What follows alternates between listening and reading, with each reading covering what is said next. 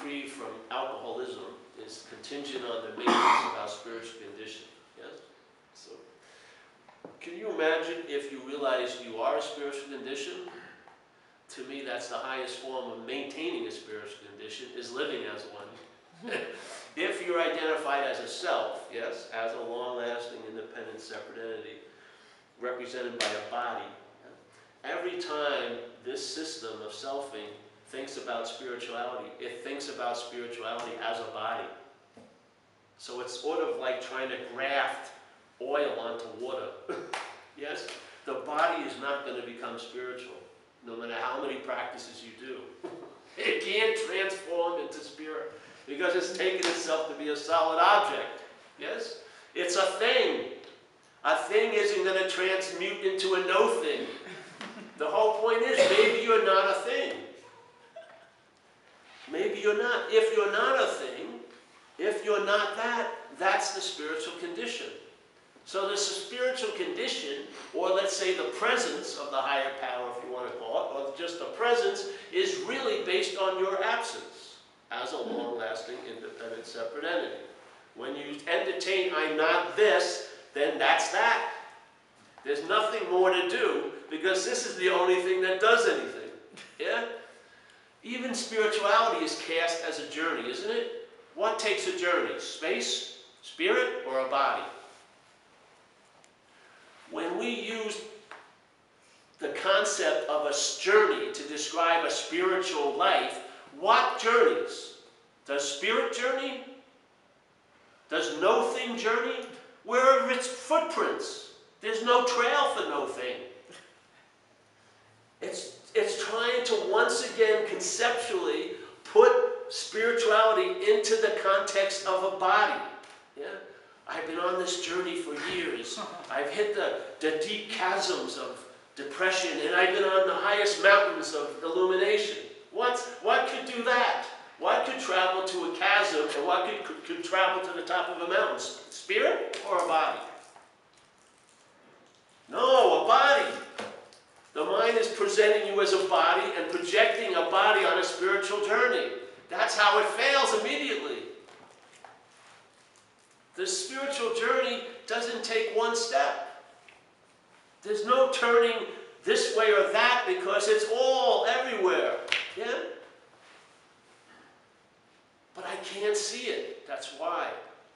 The seeing has been co-opted by the selfing. The selfing is a verb, yeah? A mental process. I like to call it selfing. That selfing has an implied sense, and that is that there's a noun. Yes? So when the mind is selfing, here's the verb, selfing.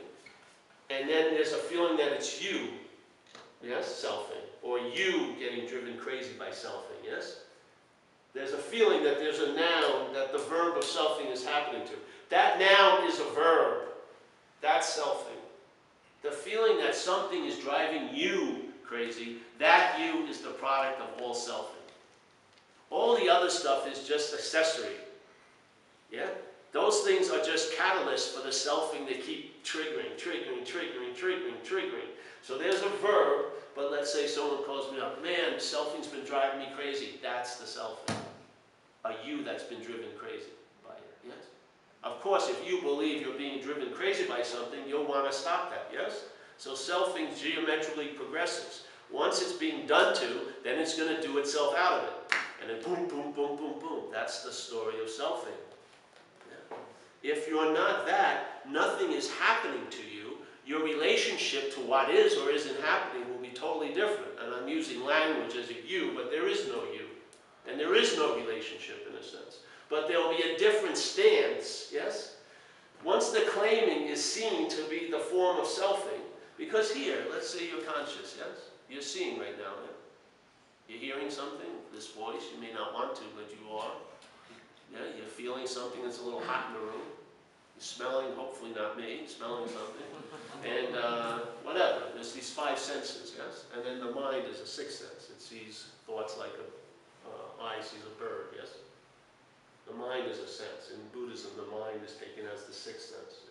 So here are these senses. What's occurring? There's contact, yes? Conscious contact.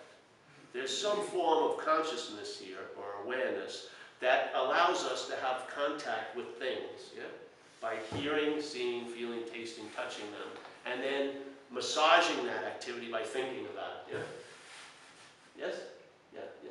So, all right, so let's say here, this world that we're in, there was only one sense, which is feeling, yeah? Only one sense. The only way we would be in conscious contact here, because the consciousness is in place, no matter if there's 20 senses or one sense, what's in contact is consciousness, yeah, or awareness. So here I am. So in this world, there's only feeling, yeah? Only feeling. And there's a scripture in this world. Of course, it's in Braille, right? So because you can't read it. So in this scripture, it describes or indicates or tries to point to the feeling of freedom as if the feeling of tons of rose petals. Yeah? The softness of a rose petal signifies the beauty of release, let's say, or freedom. Yes? And so, okay, so you get one of these books and you're reading it, and now you have a concept, because you haven't felt the rose petals yet. Yeah? You have a concept of what it means to you. But every time you felt anything in this life, for quite a long time, there's been a coarse glove on your hand. So everything you touch is being interpreted through the glove, no matter what it is. It doesn't matter how few things you touch or how many things you touch. What's touching it is a glove. So everything, all the conscious contact is being interpreted through the glove, yes? And the glove is coarse. So now, let's say you journey and you get to the heaven where there's 1,000 rose bushes. And you've entered the gateless gate, and now you're walking through the roses, and this is the moment of life. You're going to finally feel the softness, yes? And so every time you touch a rose petal, you're touching it with this coarse glove. So what happens? Does the softness translate, or does it get interpreted by the glove? Yeah? It gets interpreted by the glove. You don't have the translation of the softness. It's not occurring. It's not a convincing. It's not an unspoken yes. It becomes a belief, let's say, maybe. So you believe in the rose bush. You believe how soft the petals are, but you haven't had the sense of it. There hasn't been a translation of it, yes? It's always been translated through the glove. This is what it's like for me, in my experience, the selfing, yes? The selfing is not a glove, it's an activity that's glove-like, yes? It's not a noun like a glove, but it's the activity that's glove-like, and while it's going on, and there's a belief that it's about you, or you're the thinker of it, which is both aspects of self, yes? I'm thinking this, or it's about me. In that place, that movement, it's like a helicopter. You ever see those things when the blades are moving so fast, it looks like a solid thing, yeah? That's what selfing's like. It produces like an optical illusion in your mind that this is me. So here you go. So the glove is constantly being woven with the narration, with everything put into language and concepts, yes? With the idea of how we know things here. All of that, all the preconditions of the system called self-centeredness, which defines our experience, defines us, defines you, defines this place, that is the interwoving of the glove. Yeah? I'm just saying it may not be a real glove. Yeah? If you can see, while the selfing is selfing,